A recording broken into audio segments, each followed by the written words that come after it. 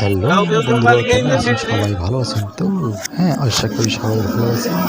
আজ আবার ঘুরতে বের হলাম ফুলের বাগানে। এই সেই ফুলের বাগান, ভ্যানির পরে চলে এলাম আপনাদের কাছে। হ্যাঁ বন্ধুরা, কোথায় যাব আজ মনে করলাম যে আজ একটু হাঁটি, শুক্রবার। তাই পাশে দেখি যে এক ভ্যানওয়ালা অনেক সুন্দর সুন্দর ফুল গাছ নিয়ে চলে আসছে।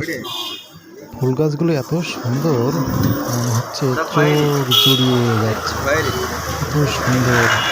আজকে নাকি শুক্রবার, আজ নাকি রোজ ডে, বুঝছেন? আজকে তো শুক্রবার, আবার রোজ ডে বা কিসের মধ্যে হচ্ছে এটা?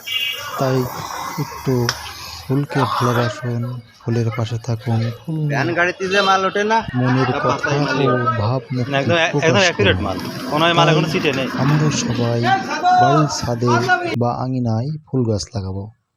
আবার চলে আসলাম ফুল গাছ দেখে মাঠে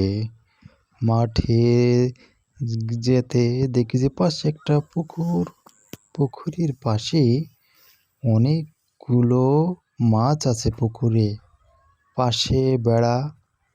এত সুন্দর, তা বলে বোঝানো যাবে না দৃশ্যটা। ঘুরলাম, এখান থেকে ঘুরে